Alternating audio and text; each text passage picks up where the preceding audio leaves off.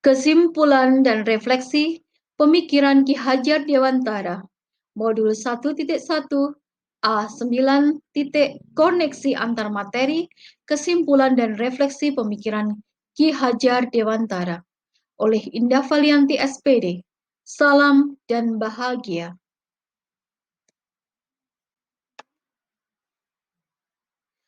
1.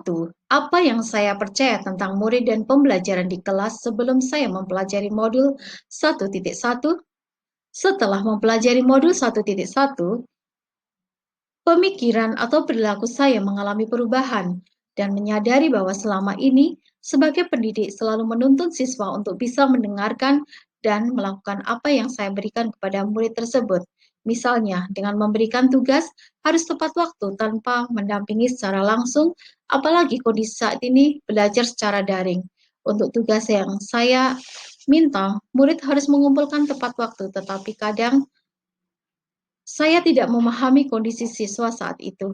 Selama ini, saya melihat dan merasakan ada kejenuhan dalam belajar karena selalu meminta mengirim tugas tepat waktu dan selalu mengingatkan, sehingga sebagai siswa belum mempunyai kesadaran untuk belajar, apalagi untuk belajar secara merdeka.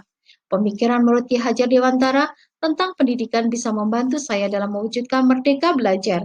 Saya akan memberikan kebebasan kepada murid saya dan tidak melupakan budaya lokal sebagai cerminan martabat bangsa untuk belajar berdasarkan keinginan hati murid relevan secara kodrat alam dan kodrat zaman atas dasar kesepakatan bersama dengan menerapkan sistem AMONG serta menuntun pembelajar murid ke arah yang baik dan tercapainya perwujudan profil pelajar Pancasila. 2. Apa yang berubah dari pemikiran atau perilaku saya setelah mempelajari modul ini? Setelah mempelajari modul 1.1, saya semakin mengerti filosofi atau pemikiran dari Ki Hajar Dewantara melalui motivasi untuk menerapkan nilai-nilai yang diajarkan oleh Ki Hajar Dewantara, dan saya semangat serta optimis dalam melakukan perubahan untuk pembelajaran ke depan. Dan saya harus selalu bekerja sama dengan pihak-pihak terkait, yaitu kepala sekolah, guru, orang tua, dengan memiliki tujuan yang sama dalam pelaksanaan pembelajaran untuk menciptakan suasana pembelajaran yang lebih baik, lebih menyenangkan. Guru harus memiliki kesabaran, keikhlasan dalam mendidik. Guru juga harus memiliki kemampuan untuk mendidik, mengajar sesuai kebutuhan peserta didik saat ini, misalnya mempunyai kemampuan menggunakan teknologi. Selain hal tersebut, menerapkan sistem AMONG menuntut murid untuk berpikir kritis terhadap pembelajaran di kelas, supaya lebih bermakna, serta menumbuhkan keimanan dan ketakwaan dan berakhlak mulia. Mandiri, kenalar kritis kreatif, bergotong royong, dan kebinekaan global sehingga terwujudnya profil pelajar Pancasila pada diri pribadi murid. Maka cita-cita nasional pendidikan mewujudkan sumber daya manusia unggul Indonesia maju dapat tercapai dengan baik pula.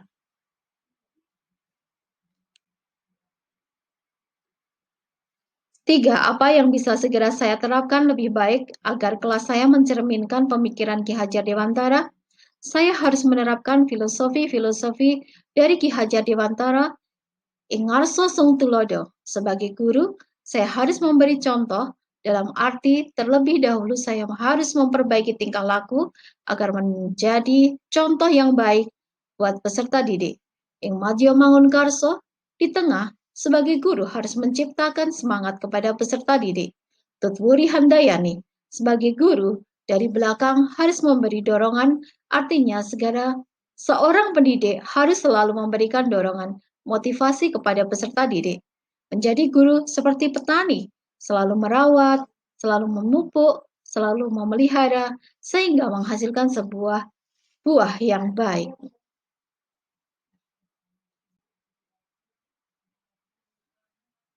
Kesimpulannya, saya sebagai guru atau pendidik harus menghamba kepada peserta didik dan menerapkan filosofi Ki Hajar Dewantara adalah Ingarso Sung Tulodo, Ing Madyo Mangun Karso, Tutwuri Handayani, sehingga peserta didik dapat mengembangkan potensi dengan memaksimalkan Sedangkan Merdeka Belajar adalah salah satu perwujudan filosofi Ki Hajar Dewantara tentang pendidikan yang sesuai dengan jati diri bangsa Indonesia.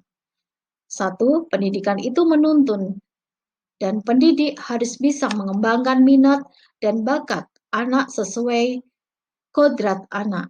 Dua, pendidikan dan kebudayaan merupakan dua hal yang tidak dapat dipisahkan dan menjadi satu kesatuan. Tiga, pembelajaran berpusat kepada siswa karena setiap anak unik dan istimewa.